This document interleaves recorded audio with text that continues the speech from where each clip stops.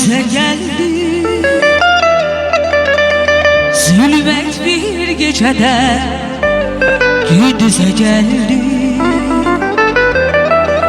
bu ömür yolunda, yüz yüze geldi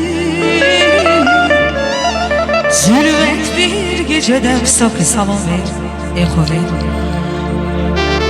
Gündüze geldi diye sen ahırda biz göze geldik. Ne olar Allah'ım ayırma bizi, ne olar ya Rabbi ayırma bizi. Diye sen ahırda biz göze geldik. Ne olar Allah'ım ayırma bizi, ne olar ya Rabbi ayırma bizi.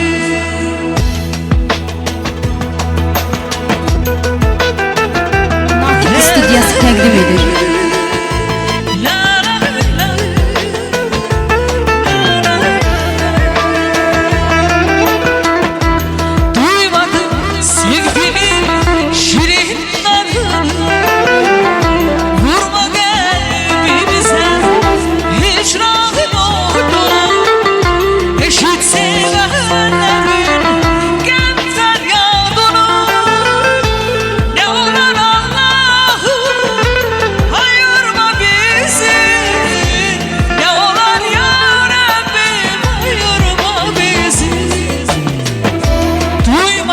Sevginin şirin adı, vurma kalbimizden hicranın odunu. Eşit sevenlerin gönder yadını. Ne olur Allah'ım ayırma bizi, ne olur ya Rabbim ayırma bizi. Mikrofonu düzeltme izlenme olmasın. Ay canım.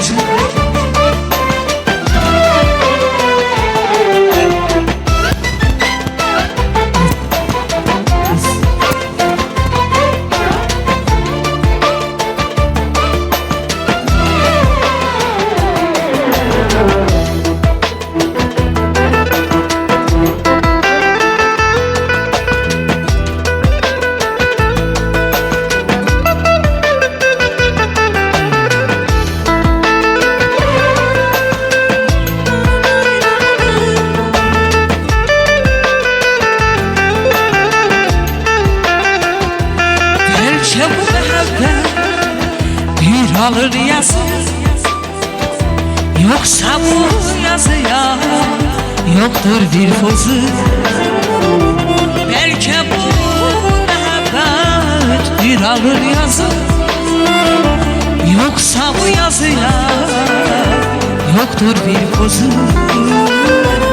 Ayırmak istesen al canımızı, ne olar Allah'ım ayırma bizi, ne olar ya Rabbim ayırma bizi. Ayırmak istesen al canımızı, ne olar Allah'ım ayırma bizi, ne olar ya Rabbim ayırma bizi.